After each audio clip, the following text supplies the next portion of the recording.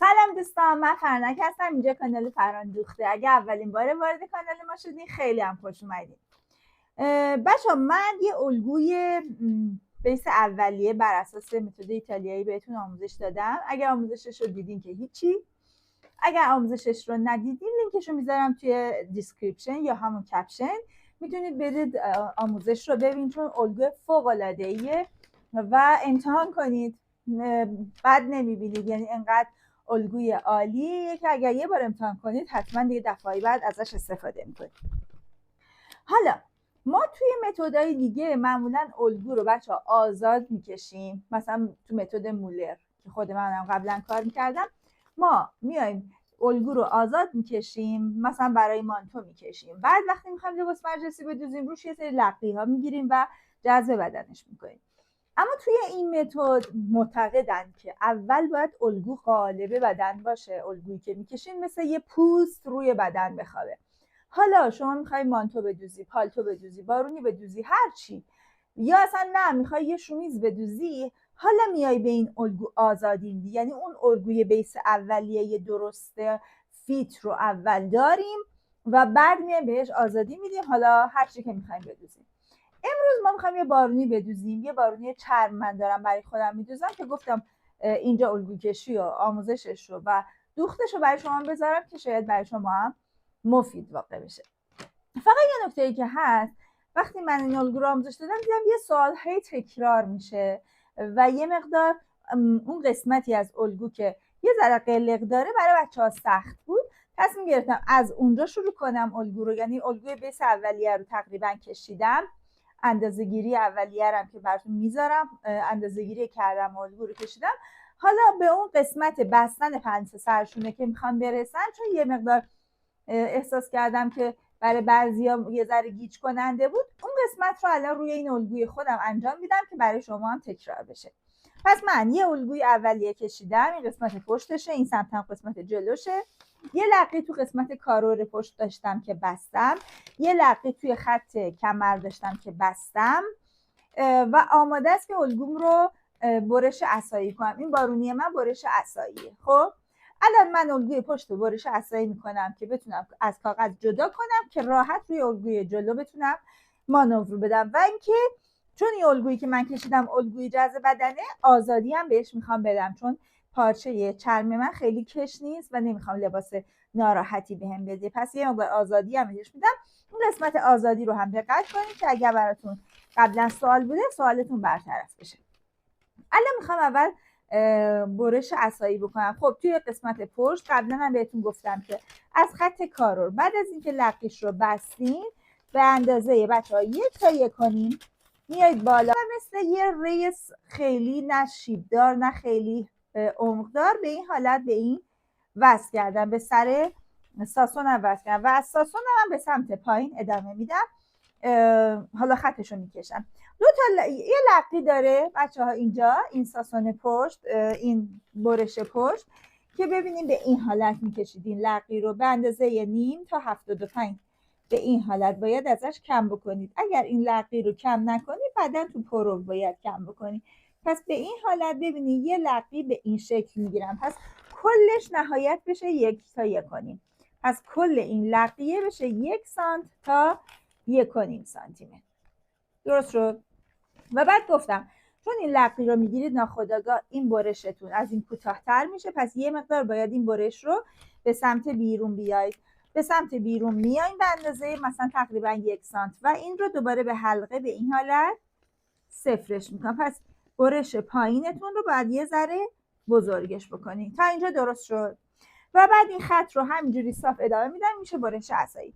حالا مدل بارونی من اینطوره که بچه‌ها 2 تا برش خورده، یعنی یه دونه برش عصاییه، یه دونه برش ما بین برش عصاییه. خب این برش رو هم میدم، اصلا برش خاصی نیست، چیز خاصی نیست، فقط کافیه که حد فاصله ساسونم رو با خط پهلو بیام تقسیم بر 2 بکنم و از اینجا هم تو این فاصله تقریبا تقسیم بر 2ش میکنم، میشه اینجا.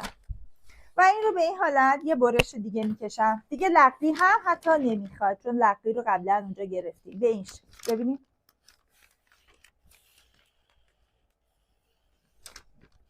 این برش رو بچه‌ها توی جلو داده میدیم به خاطر اینکه میخوام بهتون بگم چجوری توی یکی از برش ها جیب کار کنیم.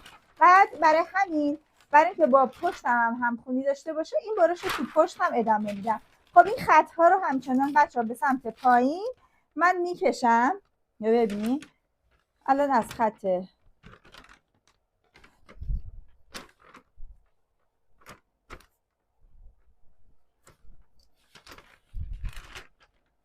همین خط رو ادامه میدم میام پایین به این حالت برای برش کناری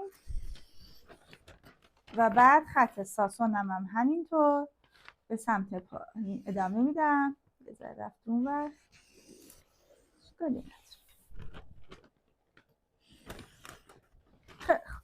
تا خطم کشیدم به سمت پایین. حالا بچه ها من قراره که اینو بارونیش کنم دیگه، آزادی باید بهش بدم به این الگو که چون گفتم پارچم کش نیست نمیخوام خیلی جذب و ناراحت باشه. در مورد آزادی دادم به این الگو قبلا بهتون گفتم میایید از خط بچه ها کمرتون به خط باسنتون یه خط میکشید. یه خط رو به صورت خطچین میکشم چون این خط اصلی من نیست. نگاه کنید میخوام به الگوم آزادی بدم برای بارون. هر جا که این خط یعنی از نقطه خط سینه تا خط باسن وصلش کردم، هر جا که خط کمرم رو قطع کردم میام 1 سانت و نیم تو میشینم، یعنی 1 سانت و نیم میرم داخل، 1.5 سانتی متر رفتم داخل. خب حالا از این نقطه چون بچه ها خط کمر توی این الگوی ما از همه خطات داخل تره و تنگتره، پس اول اون آزادی لازم رو به خط کمر دادم. خب و خط کمرم رو در اصل یه مقدار گشاد کردم. میبینین؟ حالا این خط جدیدم رو هر چقدر که بخوام بهش آزادی میدم. من میام تقریبا 1 سانت و نیم بهش آزادی میدم، زیادم نمیخوام حالا گشاد بشه. پس از نقطه سینم ببینید خط سینم 1 سانت و نیم میام بیرون. از این خط جدیدم خطی که دوباره کشیدم 1 سانت و نیم میام بیرون. میتونید هر چند سانت که میخواین آزادی بدین. از این خط دوباره 1 سانت و نیم همینجور تا پایین 1 سانت و نیم اضافه میکنم و حالا دوباره بچه‌ها این خط جدید رو میکشم. ببینید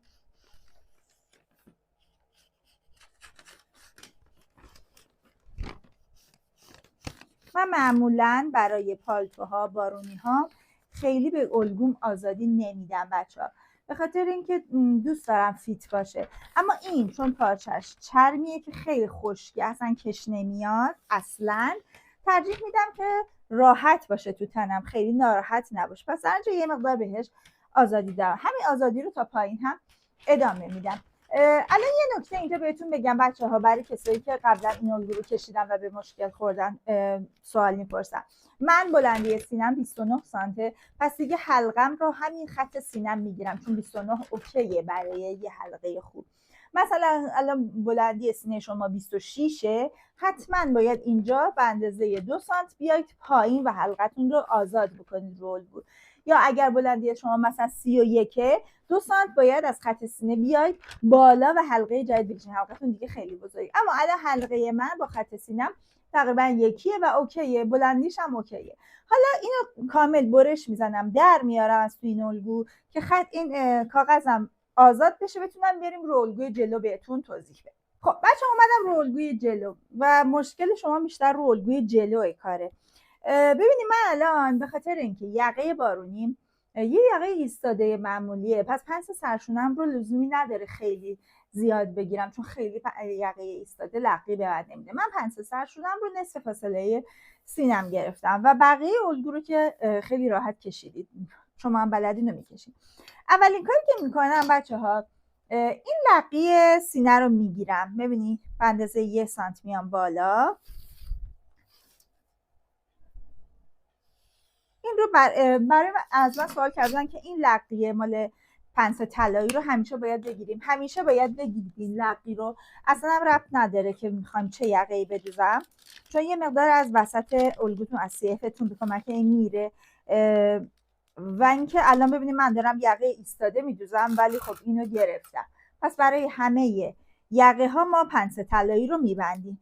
چون وقتی پنسه طلایی رو میبندید بچه‌ها یه مقدار باید الگوتون رو اصلاحش کنید، یعنی الگو یه مقدار ازش رفته میشه ازش میره. خب ببینید من الان الگوم رو پنسه طلاییش رو بستم و بعد نگاه کنیم به این شکل میام خطکش رو میذارم از پنسه طلاییم به پایین. نگاه کنیم وقتی صاف میکنم خطکشمو این مقدار الان الگوی من کج شده. این مقدار باید از الگوی من تو قسمت بالا بره بچه ها. با یه چیز نازکتر بکشم که دیده شه. ببینید از اینجا این مقدار باید از الگوی من بره که الان نمیزنمش، بعد در آخر میزنمش بهتون فقط خطش رو کشیدم بدونید. بعدش میرم سراغ بستن پنسه سرشونم. این قسمتش رو دقت کنید چون یه مقدار انگار برای بچه ها گنگ بود. ببینید بچه ها من الان قبل از اینکه پنسه سرشونم و پنسه لقی گردنم رو که در گودترین قسمت گردنم قرار میگیره رو ببندم، جای شیب سرشونم و جای ببینید کارارم رو مشخص کردم، خطش رو کشیدم، یعنی جاش رو مشخص، خطش رو نکشیدم.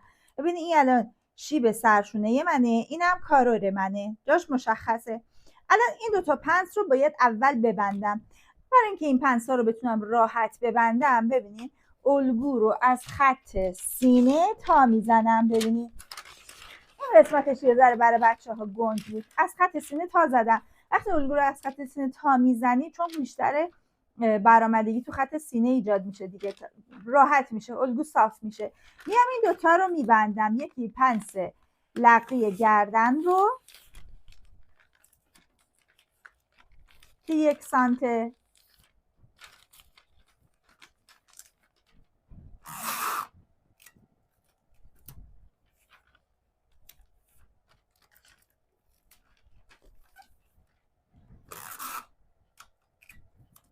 خب یکی پنس سرشونم الان پنس سرشونم رو با چسب کاغذی میبندم چون میخوام وقتی برش عصایی میخوام بکشم دوباره بازش کنم، الان بتونم حلقم رو بکشم. خب بعد دوباره وقتی که خواستم برش عصاییش کنم بازش کنم که راحت بخوابه روی زمین. پس الان ببینیم پنس سرشونم رو هم به این حالت بستم، خیلی راحت. اگر این خط این الگو از اینجا تا نشده بود براتون یه مقدار سخت میشد. یه دونه چسب کاغذی هم اینجا گذاشته بودم که چون چسب کاغذی باعث میشه الگوم پاره نشه دوباره که خواستم بازش کنم. خب اینم از پنس سرشونم درست شد. حالا چیکار میکنم بچه‌ها؟ حالا میخوام جای کارورم رو، جای شیب سرشونم و اینجا این قسمت شما اکثرا مشکل دارین. ببینید من الان جای شیب سرشونم و جای کارورم رو قبلا مشخص کردم. هنوزم اون مقدار لقی که از بستن پنسه طلایی باید میبریدم رو نبریدم. ببینید خط کشم رو به این حالت میذارم کنار خط CFم، خط کشم عمود بر خط CFم و میام خط شیب سرشونم رو میکشم. ببینید از همین جایی که شیب سرشونم رو مشخص کردم یه خط صاف میکشم. دوباره کارورم هم همینطور خط کشم و عمود میذارم بر CFم. خب و با جایی که مشخص کردم برای کارور یه خط صاف میکشم. درست شد؟ اما وقتی میخوام اندازش رو بزنم الان دیگه از این خط نمیگیرم، از این خطی که چیده میشه و بعد خط جدیدنه بگیرم. الان نگاه کنی بعد میخوام سرشونه بکشم. سرشونه من الان 12.5 هست. یک گوشه خطکش رو میذارم توی این گودی گردن، خطکشم رو انقدر بالا پایین جا به جا میکنم تا 12.5 هم درست بیفته روی این خط شیب سرشونه. شیب سرشونه یعنی همین دیگه، یعنی از اینجا تا اینجا میزانی که کج میشه باید بشه 4.5. پس این خط شد الان سرشونه من، دیگه از این راحت تر نمیشه. کارورم هم که نصف کارور جلو رو باید اینجا علامت بزنم. الان برای من نصف کارور جلو 18.5 اما از اینجا علامت میزنم نه از اول CFم، از این خط جدیدم چون این بریده میشه دور ریخته میشه. اگر از این خط اول یعنی از لبه کاغذ بزنید وقتی این خط بریده میشه کارورتون کوچیک میشه. پس از اینجا 18.5 علامت زدم و چون نمیخوام حلقم پایین و بالا بره همین حلقه اوکی، از همین خط حلقه جلوم رو رسم میکنم. ببینید به این شکل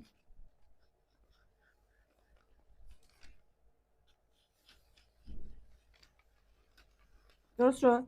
این شد الان حلقه جلوی من.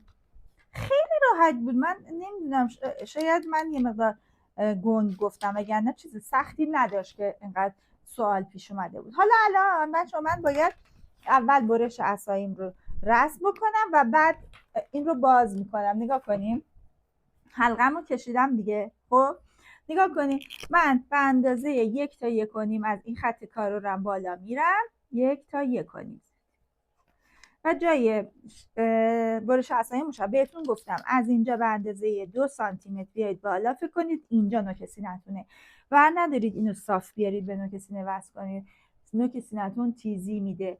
اینو 2 سانت میایید بالا، این 2 سانت رو در نظر میگیرم و ببینید به این حالت خیلی هم نمیخواد شیب بهش بدید. ببینید به این حالت این میشه الان برش عصایی من تو قسمت جلو. برش عصایی تو قسمت جلو یه لقی ماهیچه‌ای داره. یعنی چی؟ یعنی ببینید یه همچین چیز. نگاه کنید الان به ابتدا و انتهای برش هم کار ندارم. نگاه کنید یه همچین چیزی باید بگیرید مثل یه ماهیچه. این قسمت به اندازه 7 بشه، 1/2 تا 7 بگیرید کافیه. این بهش میگن لقه ماهیچه‌ای. و از اونجایی که بچه‌ها الان شد برش عصایی معمولی. خب از اونجایی که من میخوام بچه‌ها یه برش دیگه هم ایجاد بکنم. خب پس در نتیجه به جای این یه ذره برش عصاییمو میبرم بالاتر که بتونم یه برش دیگه. ببینید الان فاصله این برش عصایی تو حلقه من برای اینکه بتونم یه برش دیگه ایجاد بکنم یه ذره کمه.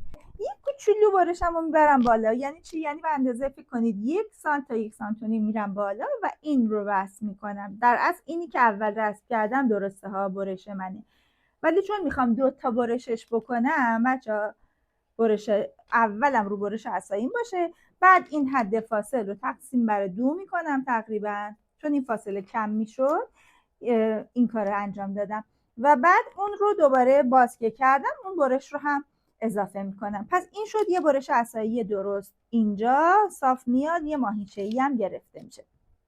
حالا من برای اینکه راحت بتونم الان الگوم رو، الان برش عصاییمو کشیدم دیگه، الان برای اینکه راحت بتونم الگوم رو بچه‌ها باز بکنم و اون برش دومم رو هم مشخص بکنم، نگاه کنی اینجا رو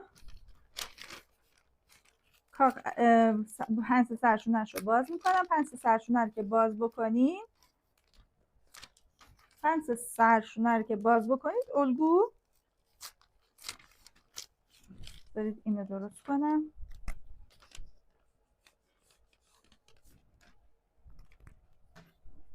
الگو راحت صاف میشه و شما میتونید کارتون رو انجام بدید. خب بعد دوباره در نهایت پنس سرشونه رو میبندم. الان پنس سرشونه رو باز کردم که الگو یه مقدار صافتر بشه، چون میخوام برش دومی همینجا بزنم. برش دومم رو هم دوباره ببینیم بچه‌ها این حد فاصل رو اول آزادی بدم، بعد جای برش دومم مشخص کنم.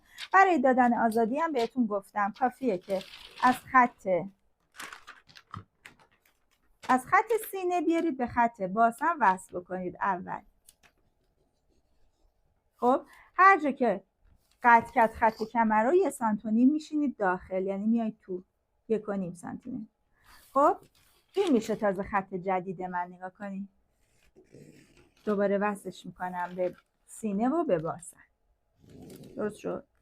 حالا این خط جدیدمه، هر چقدر آزادی بخوام، هر چقدر به پشت دادید به جلو هم همون قضیه. من 1.5 میخوام بدم. 1.5 رو از اینجا میام بیرون، 1.5 رو از اینجا میام بیرون، 1.5 هم از اینجا میام بیرون. خب و این خط رو به این حالت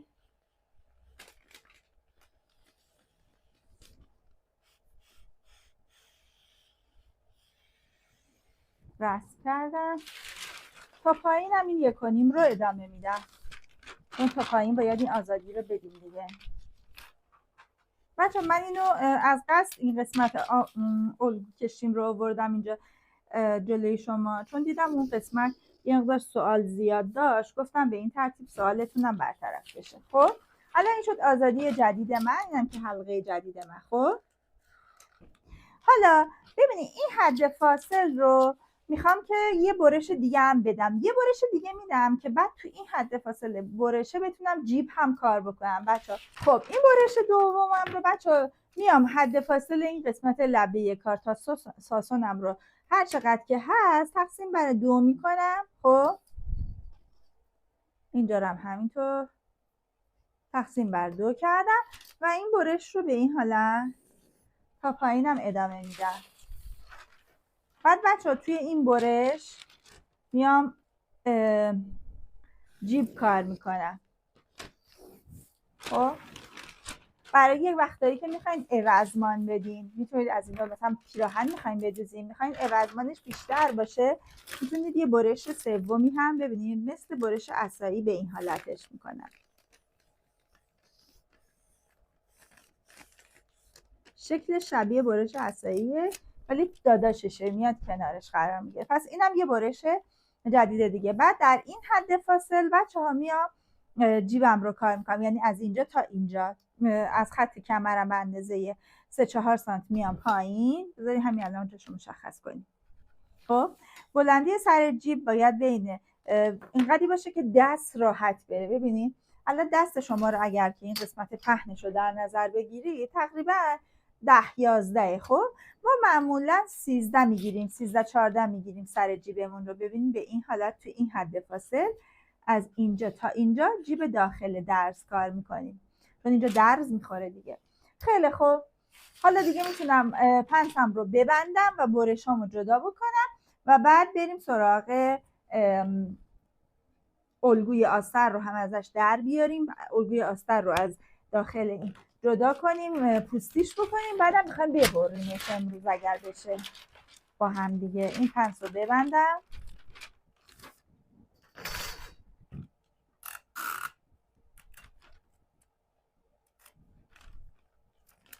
از قصد بچه این الگو رو آوردم و کار کردم برای بارونی چون خیلی سوال بود که ما میتونیم از این الگو استفاده بکنیم برای بارونی، ما میتونیم از این الگو استفاده کنیم برای پالتو. میخوام بهتون بگم که بله از این الگو برای پالتو برای بارونی میتونید استفاده کنید. فوق العاده الگوی خوب و راحتیه. قبل از که برش‌ها رو جدا کنید راستاهاش رو مشخص میکنیم. میام رو خط باسم، ببینید 3 تا تیکه الان الگو دارم دیگه. این 1 جلو، این 2 جلو و این 3 جلو.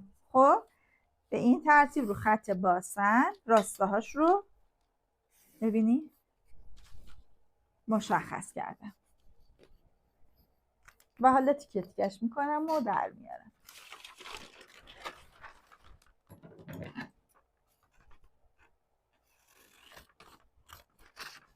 خب بچه یه نکته دیگه هم بگم، اون این که الان یقه گردی که من اینجا کار کردم یه یقه گرد خیلی کیپه و چون قرار بارونی باشه بهتره یه ذره یقم رو باز بکنم. از همین خط سی اف هم به اندازه 2 تا 3 سانتی میتونید بیایید پایین به این حالت یقتون رو باز بکنید. بازم همون یقه ایستاده میزنم ولی اگر لباس بود باز نمیکردم، ولی چون بارونیه یه کوچولو بازش میکنم که خیلی هم دیگه کیپ نباشه.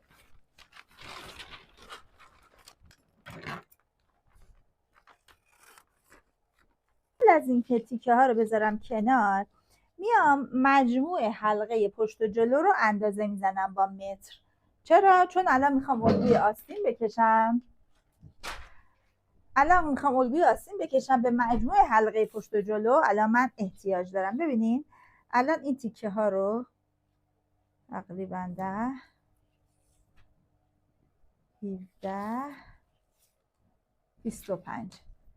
25 شد حلقه پشت. تیکه های جلو رو هم میذارم ببینم چقدر میشه با هم. یه نکته ای هم که بچه ها خیلی سوال میکردین این بود که ما برای آزادی خود الگو فهمیدیم چیکار کنیم اگه میخوایم مانتو و پالتو بدوزیم، برای آستین نمیدونیم چیکار کنیم. الان اینجا میخوام آستین بکشم بهتون میگم باید چیکار کنیم. خب حلقه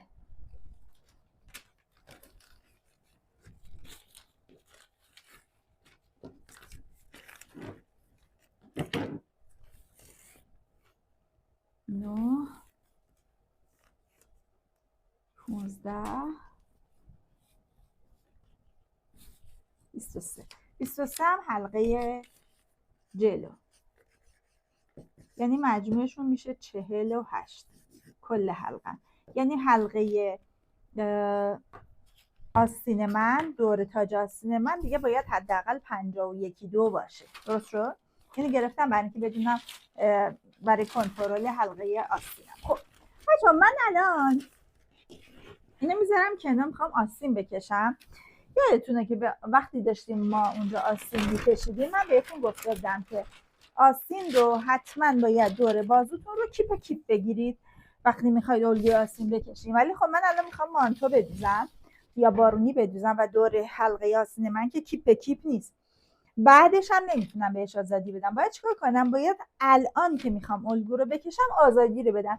یعنی اگه حالت عادی دور بازوی من مثلا 33 است یا 2، همین الان 5 سانت 6 سانت بر اساس اینکه چی دارید میدوزید، پالتو، مانتوش رو، میزه، بر اساس اون یه مقدار آزادی بهش میدیم. مثلا من الان برای خودم میگیرم 38 دور بازوم رو. خب و با دور بازوی 38 میام الگوم رو رسم میکنم. دور بازوم رو میگیرم 38. اول قد آستینم رو میگیرم،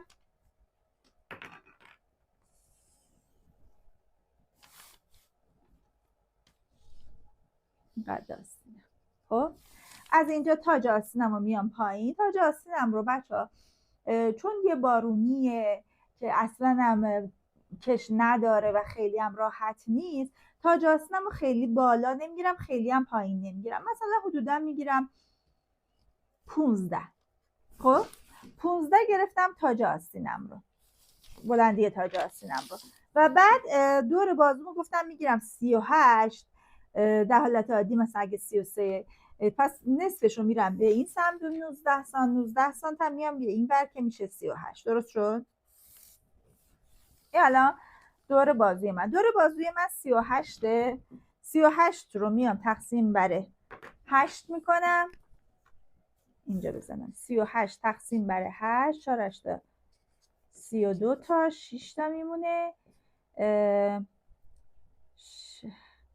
7 8 56 تا 4 و 75. 4 و 75 عدد مهم کار آستین منه. نیم سانت بهش اضافه میکنم میشه 5 و 25. نیم سانت ازش کم میکنم میشه 4 و 25. درست شد؟ خب اون عدد بزرگه رو یعنی 5 و 25 رو باید توی قسمت تاج آستین بالای آستینم یه خط صاف میکشم. 5 و 25 به این سمت، 5 و 25 به این سمت میشه 10 و 5 و 25 اینجا، 5 و 25 هم اینجا. قسمت جلوی کارم اگر اینجاست، پشت کارم اینجا، تو قسمت جلو هم 4 و 25 رو میام داخل میشه اینجا. خب و از این ورم نصف 4 و 25 تقسیم بر 2 میکنم، حالا دیگه همون 2 میام. خب اینها رو به هم دیگه وصل میکنم. این خطا بچه این آستین انقدر آستین خوبیه، انقدر آستین فوق‌العاده‌ایه که نگم براتون. دوباره از اینجا 4 و 25 میام بالا، از اینجا 5 و 25 میام پایین، دوباره از اینجا 5 و 25 میام پایین، از اینجا هم 2 میام بالا و اینا رو رسم میکنم. خب من الان هلالش رو بچه ها با مداد رسم میکنم. چرا با مداد رسم میکنم؟ چون میخوام کنترل کنم الان حلقم رو با حلقه لباسم، با حلقه مانتوم میخوام کنترل کنم. اگر این کم بود یا زیاد بود یه تغییری توی تاج آستینم بدم، خب یا تغییری توی گشادی بازوم بدم. نمیام یه دفعه‌ای بردارم با ماژیک بکشم که دیگه نتونم تغییر رو بدم. 1 متر میخوام.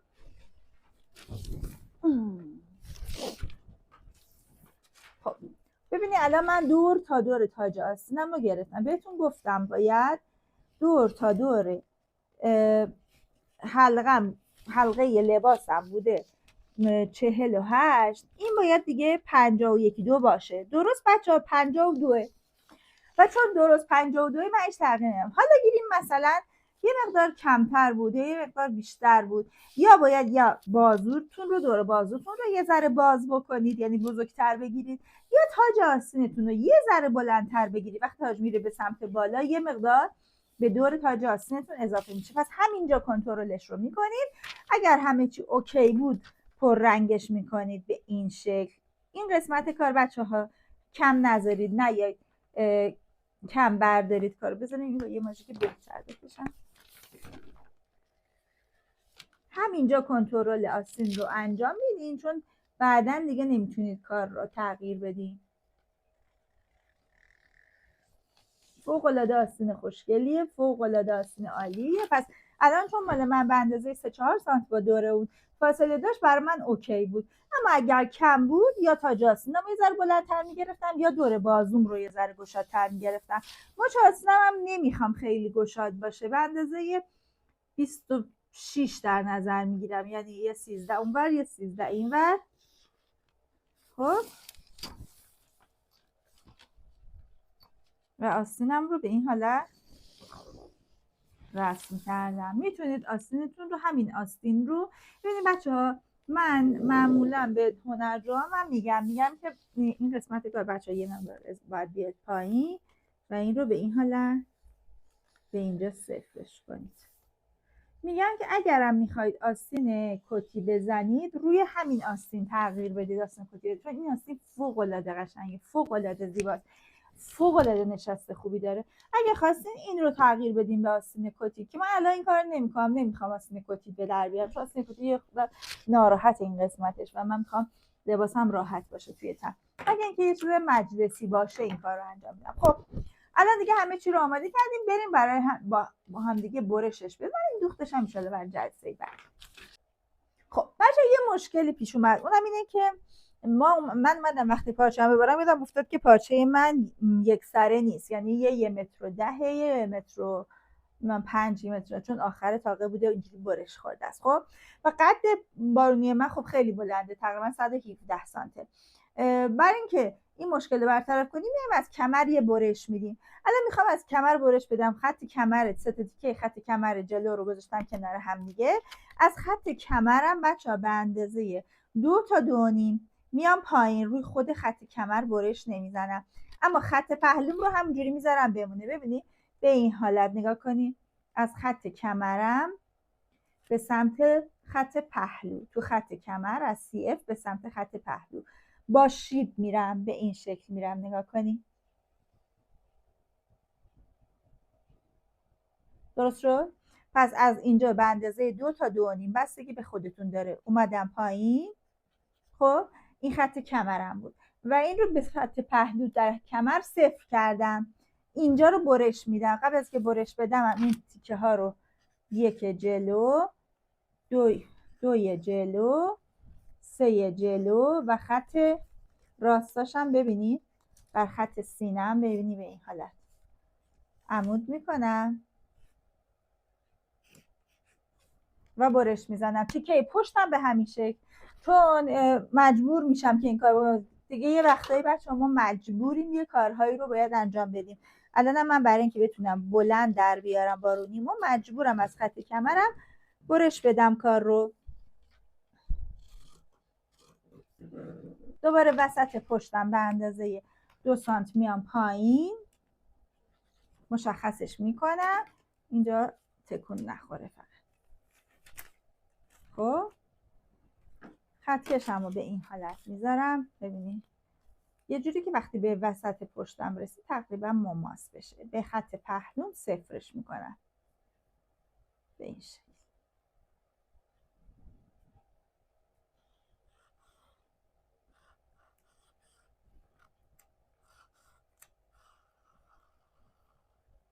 دیدین؟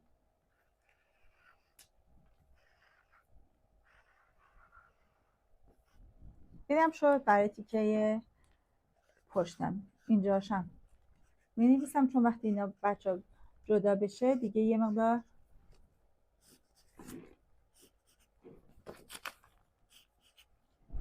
خب حالا دیگه میتونیم بریم ببریم. مجبور شدیم از خط کمرم برشش بدیم. البته قشنگم میشه، بد نمیشه، اما ما خیاطا مجبوریم یه وقتایی برای اینکه اون چیزی که دلمون میخواد رو بدوزیم، برای خودتون از این کارا بکنید و برای مشتری از این کارا نکنید، خودتون ندازیم به دردسر.